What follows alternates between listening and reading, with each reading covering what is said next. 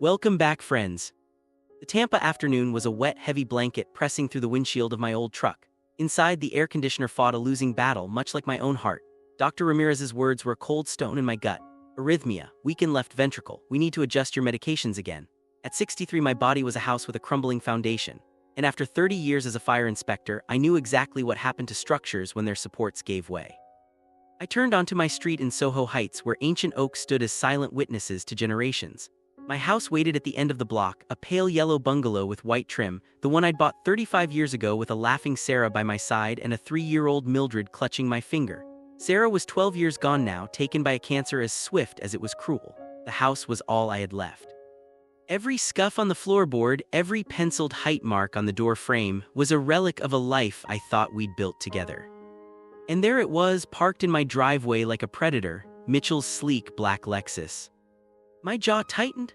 He'd been appearing more frequently, this slick-talking pharmaceutical rep with his too-strong cologne. 42, divorced twice, and 4 years older than my daughter. He called me Pops with a familiarity I never granted, his eyes always calculating, always assessing the value of everything in his sight, especially me. Inside, I found them at the kitchen table. My kitchen, renovation magazines were fanned out between them like battle plans. Mildred looked up, her smile freezing mid-formation. "Dad, you're back. How was the appointment?" "The usual, heart still ticking. Doctor says I need rest." The lie came easily. Rest wouldn't fix what was broken. Mitchell stood, his hand extending with that practiced, crushing grip. "Good to see you, Mr. Dixon. We were just brainstorming some ideas to modernize this old kitchen." I glanced at the glossy pages, granite countertops, stainless steel appliances that looked like surgical instruments. My counters were from 1987, scarred and stained with memories. They were perfect. "Looks nice," I said, my voice flat. "I'll leave you to it, long day." Their relief was a physical presence in the room. As I climbed the stairs, I caught the tail end of their hushed murmurs, their heads bent together like conspirators. A coldness settled deep in my chest, a chill that had nothing to do with my failing heart. That night, a thirst born of medication and dread drove me from bed. I moved like a ghost through my own home, my bare feet silent on floors worn smooth by a lifetime of footsteps. A sliver of light from the back porch stopped me. The door was ajar and their voices drifted in, sharp and clear on the still night air. "He won't last much longer," Mildred said, her voice devoid of the warmth I'd spent a lifetime loving. It was cold, clinical. "The doctor said his heart is barely holding on." Mitchell's reply was casual, as if discussing the weather. "So, we're talking what, 6 months, a year?" "Does it matter? Once he's gone, we sell this place and finally start living. This house is worth over $400,000, and his pension account?" She laughed then, a sound like shattering glass that tore through the last of my illusions. "That too, everything." I stood in the dark, my knuckles white on the doorframe, my heart hammering against my ribs like it was trying to escape its bony cage. The metallic taste of absolute betrayal filled my mouth. My daughter, the girl I'd taught to ride a bike, whose college tuition I'd paid with overtime and sacrifice, whose first apartment deposit I'd covered without a second thought. She was discussing my death like a stock market fluctuation. I backed away silently, a phantom in my own home. In the darkness of my bedroom, the shock melted away, replaced by something colder, harder, and infinitely more useful, a fire inspector's clarity. For 30 years, I'd read the patterns of destruction. I knew how fires started, how they spread, how accelerants left their indelible mark. This was a fire, a slow, smoldering blaze hidden behind a facade of familial concern. But now I saw the smoke, and I knew where to find the flames. Confrontation would be useless. It would only force them deeper into hiding. But I knew how to fight fires. You cut off the oxygen, you remove the fuel, you contain the spread, and then you watch it suffocate. The most dangerous infernos are the ones that burn silently, unseen. The next morning, I became the performance of a lifetime. I was the frail, oblivious old man, sipping coffee from the percolator Sarah bought at a yard sale in '89. "Sleep well?" I asked Mildred, my voice a mask of gentle weariness. She studied me, her eyes searching for any crack. "Fine, you." Like a baby, I took a slow sip, thought I might sort through some old paperwork today, get organized. Her response was too quick, a snake striking. "Why, is everything okay?" I gave her a soft, bewildered smile. "Of course, sweetheart, just spring cleaning." I watched them from the kitchen window, their heads closed together in my driveway. They looked like a couple planning a dream vacation, giddy with the possibilities of a future built on my grave. They had no idea I was already planning their funeral. The next 2 weeks I became a ghost, a documentarian of my own betrayal. I started a log in my nightstand, the same methodical script I'd used for decades of official reports. February 27th, 3:18 p.m. Mitchell's car in driveway. February 28th, 11:05 a.m. Voices raised in kitchen fell silent when I entered.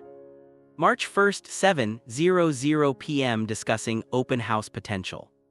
The pattern was a perfect, damning blueprint. On March 3rd, a sliver of light under my study door pulled me from bed.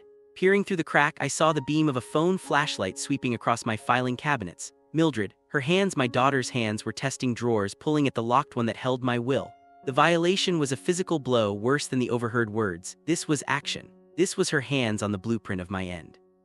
The next morning, over scrambled eggs, she was all saccharine concern. "Dad, you must have so much paperwork. Let me help you organize your financial files."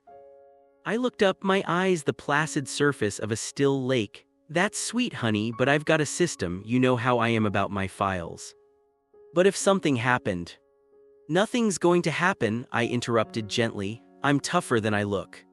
Her smile was a thin, strained line. The mask was slipping. That afternoon, while they thought I napped, I drove downtown to the office of Victor Warren, a state law specialist known for his discretion. His office smelled of leather and old paper, a sanctuary of order. "Mr. Dixon," he began, "you mentioned estate planning." I settled into the chair, my back straight. "My daughter is planning to inherit my house. I'd like to ensure she doesn't."